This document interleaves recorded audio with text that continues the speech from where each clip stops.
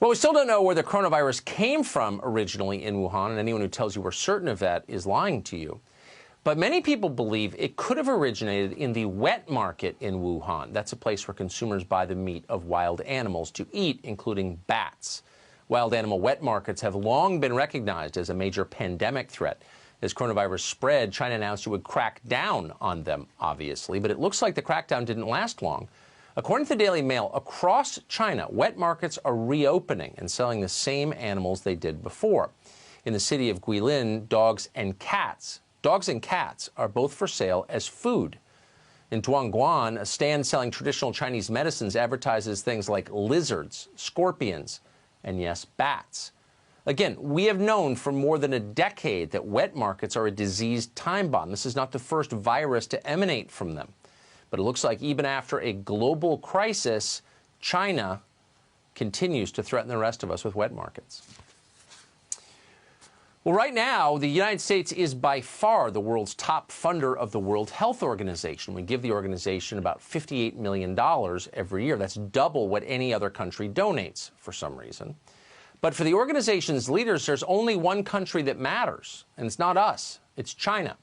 Right now, Taiwan is battling coronavirus, but they are denied membership in the World Health Organization. They can't even have observer status. Why is that?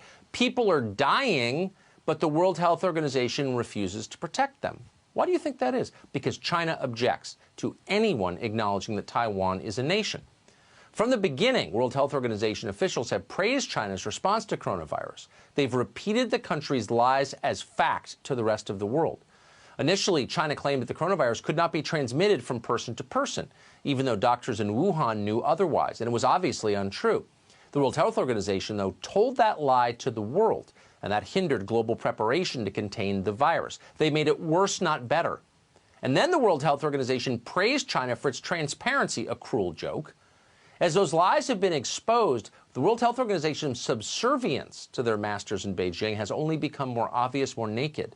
On Saturday, a Hong Kong television station aired an interview with the World Health Organization assistant director called Bruce Aylward. He's a Canadian.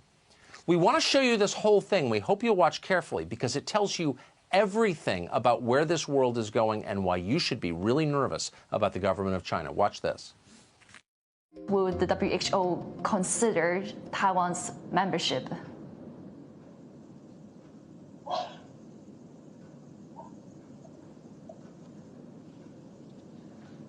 Hello?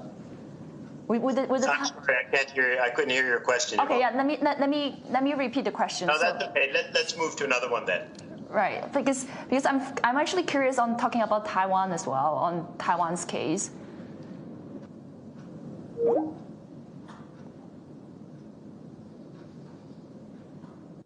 We decided to give Dr. Aylward another call to follow up.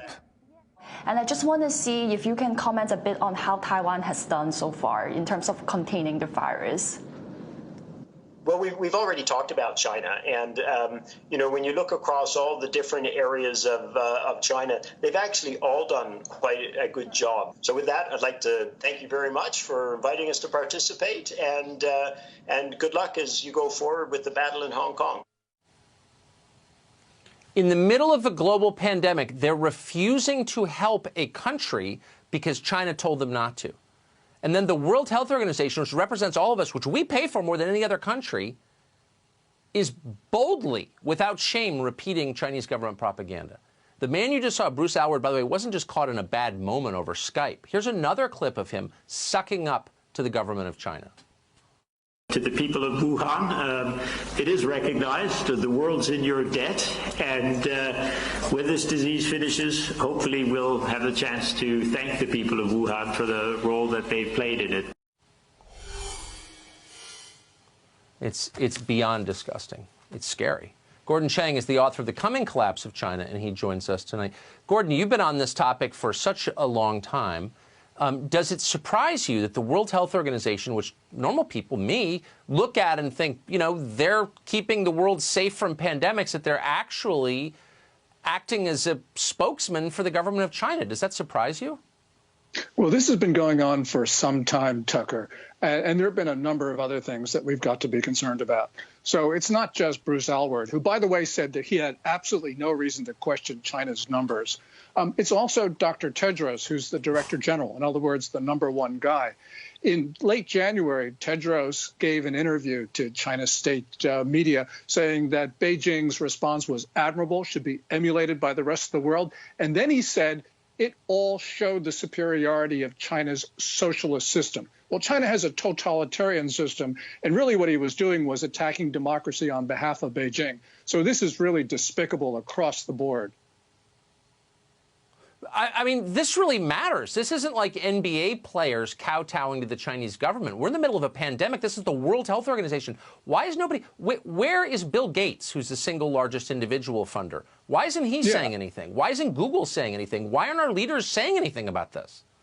Yeah, you're absolutely right. This is dangerous because for the last 10 days of January and for the first 10, 15 days of February, the World Health Organization was parroting Beijing's line that no country should enact travel restrictions on China. And that's because there were no travel restrictions, or very few of them, the United States being an exception. What happened was this virus spread even farther around China's borders. So what the WHO has done was it actually helped spread the coronavirus around the world, and it did it on behalf of Beijing. It's just beyond belief. It's hard to believe those words are true, but they are true. Gordon Chang, thank you for that. Thank you, Tucker.